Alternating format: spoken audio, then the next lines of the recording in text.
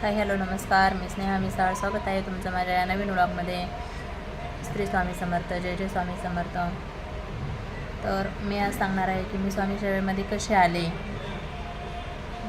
माझ्या लग्नाला 12 वर्ष पूर्ण झाले, तरीही मला मूल नव्हतं. म्हणजे एक मुलगा होऊन एक्सपायर झालेला आणि नंतर मला 10 वर्ष मूलच नाही राहिलेलं. मग त्यामुळं मी काय केलं की प्रत्येक देवांना जायची, जिथं कोणी सांगल त्या देवाला जाऊन करायची, पण कुठंच मला कधीच नाही फरक पडला. मग मी नंतर असंच 2-3 वर्षापूर्वी मोबाईलवर स्वामींचा एक व्हिडिओ आलेला आणि मी तो व्हिडिओ बघितला आणि मला पण असं वाटलं की आपण पण या महाराजांचं करायचं, आपल्याला पण यांच्याकडून फरक पडल, म्हणून असंच केलं. आणि त्यांचे व्हिडिओ बघत बघत मी काहीच नाही, पण त्यांचे तारक मंत्र ऐकायचे. नंतर मग मी जेव्हा जेवायला बसायची तेव्हा माझ्याकडे स्वामींचा फोटो नव्हता, पण मी मोबाईलवर स्वामींचा स्क्रीनवर फोटो ठेवायचे आणि त्या फोटोसमोर मी मोबाईलसमोर ठेवून नैवेद्याचं ताट ठेवायची की महाराज तुम्ही नैवेद्य घ्या म्हणून. म्हणजे असंच मला एवढी काय माहिती नसताना पण मी तेवढं करायची. नंतर मग आमच्या इथं एक केंद्र होतं आणि मला असं समजलं की इथं केंद्रामध्ये म्हणजे ते काका बघतात म्हणून. मग मी त्यांच्याकडं गेली आणि तिथं बघितलं तर त्यांनी मला सांगितलं स्वामींची नित्यसेवा करत जा. आणि मला तेव्हा असं काहीच माहिती नव्हतं की पारायण काय असतं, कसं करायचं, कुठलंच पारायणाचं काहीच माहिती नव्हतं. तर मी केंद्रात गेल्यावर काहीच नाही, नित्यसेवा चालू केली, रोजचे 3 अध्याय आणि 11 माळी जप. पण जेव्हा मी आमच्या केंद्रामध्ये पहिलं पारायण झालं तेव्हा मी गुरुचरित्राचं पारायण केलेलं. तसे मी पारायण भरपूर केलेले, पण पहिलं पारायण ते होतं. मग मला त्या पारायणामध्ये थोडासा फरक जाणवायला लागला. मी जेव्हा पारायण केलं, स्वामींची थोडीशी सेवा चालू केली, नंतर मी याला गेली. मला त्या काकांनी सांगितलं की तू नारायण नाग बळी करून ये नाशिकला जाऊन त्र्यंबकेश्वरला, मग तुला फरक पडेल. आणि मी तिथं गेल्याच्या नंतर मग मी तिथून एक महाराजांचा फोटो आणला दिंडोरीमधून. मग मी महाराजांची म्हणजे घरी फोटो ठेवून मंदिरात त्यांना रोज नैवेद्य आरती करून पूजा करू लागली. मग नंतर मी त्यांचे पारायण चालू केल्याच्या नंतर माझ्या दिव्यामध्ये महाराजांच्या समोर जो दिवा आहे ना, त्याच्यामध्ये असं फूल बनायला लागलं. कधी चंद्रकोर, कधी ओम, तर कधी महाराज. म्हणजे चंद्रकोर तर बराच वेळा बनलेली, पण प्रत्येक मला असं एक महादेव पार्वतीचा, शंकराचा फोटो दिसलेला. म्हणजे असं भरपूर काय काय मला त्याच्यामध्ये दिसलेलं. मग असं मला कळायचं की ठीक आहे, माझी सेवा स्वामींपर्यंत पोहोचती. पण एवढं 1 वर्षापर्यंत केलं तरीही मला मूल नाही झालं. पण माझा एक विश्वास होता की मला महाराज कुठंतरी मूल देतील म्हणून, एवढा विश्वास ठेवलेला. मी महाराजांकडं सांगायचे की मी एवढं केलं पण मला मूल नाही, पण मला तुमच्याकडून काहीच नाही, पण मला फक्त तुम्ही एवढा हे द्या की मला एक मूल होईल एवढं. मग मी याला पण गेली, अक्कलकोटला गेली, परत पिठापूरला गेली. मला असं वाटायचं मी जिकडं जाईल ना प्रत्येक ठिकाणी महाराजांच्या तिथं जायला पाहिजे, म्हणजे मला काहीतरी फरक पडल. मग मी याला अक्कलकोटला गेली, पिठापूरला, त्र्यंबकेश्वरला, बऱ्याच जाग्यावर जाऊन आली, कुठं पण प्रत्येक देव केला.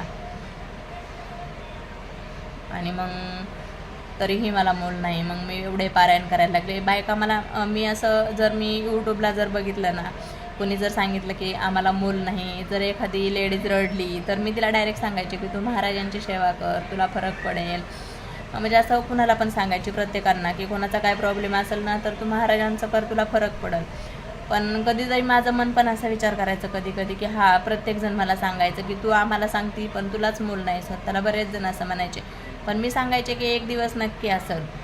आणि मी प्रत्येकाला हेच सांगायचे की आज नाही पण एक दिवस नक्की माझा असेल, आणि त्या दिवशी मी खरंच म्हणाल की मला मूल झालं. एवढा माझा स्वतःवर विश्वास होता.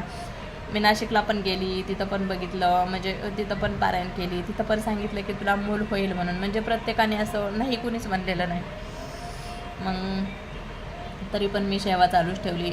सगळ्या लेडीज नावं ठेवायच्या की तू एवढं स्वामींचं करते तरी तुला फरक नाही, पण मी सांगायचे की होणार आहे ना मला.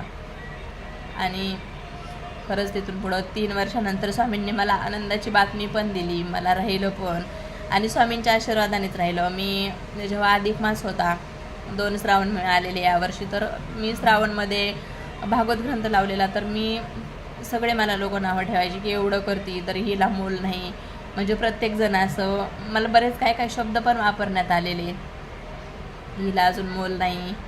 म्हणजे खूप वाईट वाटायचं मनाला की असं कुणाचं जर डोहाळे जेवण असेल तर मला कधी तिथं बोलवलं नाही. म्हणजे वाईट, एक मुलगा झालेला तरी पण मला कधी नाही बोलवलं, हा वाईट भरपूर वाटायचं. पण तरी मी भागवत ग्रंथ केलेला. आणि मला असं, मी स्वामींना सांगितलं की नशिबात असेल तर द्या किंवा नका देऊ, पण मी लोकांसाठी मागायची की ज्यांना होतंय त्यांना तरी होऊ द्यात म्हणून. पण भागवत ग्रंथ लावला आणि मला माहीत नाही काय झालं, त्या महिन्यात काय स्वामींनी जादू केली. आणि खरं तर मी मूल दत्तक घेण्याचा पण विचार केला की मला होत नाही ना तर मी दत्तक घेते. आणि डॉक्टर पण सांगायचे की नाही का, म्हणजे तुला होईल, तुझं वय नाही. पण मला होत नाही ना, मग मी मूल दत्तक घेते म्हणून मी दत्तक याच्यामध्ये पण गेली. स्वामींना नारळ ठेवला आणि फॉर्म भरायला गेली. आश्रमात गेली तर तिथं सांगितलं की तुमचं वय बसत नाही आहे, तुम्हाला अजून 10 वर्ष मूल नाही भेटणार आहे. तर मी असं स्वामींना भांडली की ठीक आहे, मला स्वतःला होत नाही ना तर तुम्ही मला ते पण नाही देत आहे, मी त्या पण मुलाचं नाव समर्थ ठेवीन किंवा मुलगी घेतली तर स्वामीने ठेवीन. पण नाही, मला महाराजांनी कोणीकडूनच नाही दिलं. म्हणजे माहीत नाही काय त्यांना माझ्या नशिबात पुढं काहीतरी चांगलं करायचं असेल म्हणून मला त्यांनी मूल तेव्हा पण नाही झालं माझं. मग मी नंतर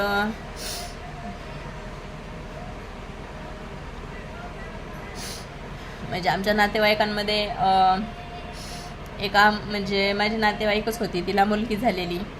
आणि पहिल्या पण तिला भरपूर अशा मुली होत्या, म्हणजे दोन तीन मुली होत्या. तर मी तिला असंच म्हणलं ना की मी फोन करायची की मला दे तुझी मुलगी, तुला जर पाहिजे नाही तर मला दे. ती पण हो म्हणली, ठीक आहे. तर मी तिला म्हणायची तुला पाहिजे तेवढे पैसे देते पण मला मुलगी दे. आणि नंतर आहे ना तिच्याच घरच्यांनी सगळ्यांना सांगितलं की हिला मूल नाही म्हणून ही आम्हाला हिचं मूल मागती. तर मी त्यावेळेस आहे ना सुसाईड करण्याचा पण प्रयत्न केला की मला आता जगायचं नाही आहे, मला मूल नाही. आणि माहीत नाही की काय झालं, त्या महिन्यामध्येच मला समजलं की माझ्याकडं गुड न्यूज आहे. मी असा विचार सोडून दिला की मी कधी आई बनल, हा विचार मी आयुष्यात पण केला नव्हता. आणि मला असं समजलं की माझ्याकडं गुड न्यूज आहे. तर हा आनंद ना म्हणजे खूप मोठा असतो. ज्यांना मूल नाही ना त्या बाईकांना कळत असेल, त्या लेडीजला कळत असेल की आई होणं हा आनंद म्हणजे काय असतो. आणि माझ्या घरामध्ये गणपती बसवलेला, आम्ही 2-3 वर्षापासून गणपती बसवायचे. आणि गणपती बसवलेला त्याच याच्यामध्ये घरात गणपती असतानाच मला समजलं की मी आई होणार आहे. आणि खरंच म्हणजे माझे 5-6 महिने एवढे व्यवस्थित गेले. स्वामींना सांगितलं पण की मी एवढं असायचं, मला एवढा त्रास व्हायचा प्रेग्नन्सीमध्ये, तरी पण मी स्वामींचे 108 स्वामी चरित्र केले. कितीही कंटाळा आला तरी मी त्यांची सेवा कधीच नाही सोडली. स्वामींचे 108 स्वामी चरित्र पारायण केले. रोजची देवपूजा, रोजची नित्यसेवा, 11 माळी जप हा माझा चालूच राहिला. आणि मी स्वामींना सांगायचे पण की मी मुलगी झाली तर स्वामींनी नाव ठेवील आणि मुलगा झाला तर समर्थ नाव ठेवेन.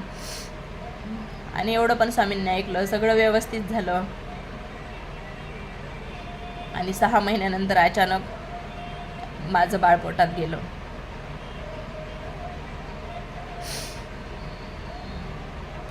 तर मी तुम्हाला पुढच्या व्हिडिओमध्ये सांगेल की माझं बाळ कसं गेलं, काय झालं, मी एवढी स्वामी सेवा करून पण स्वामींनी मला साथ का नाही दिली किंवा काय झालं हे मी तुम्हाला पुढच्या व्हिडिओमध्ये सांगेन. आणि स्वामींचे खरंच खूप अनुभव आहे. जे स्वामी सेवा करतायत त्यांच्यासाठी सांगते की खरंच स्वामी आहेत आणि काय झालं माझ्या बाळाला आणि का नाही स्वामींनी वाचवलं हे मी तुम्हाला पुढच्या व्हिडिओमध्ये सांगेन.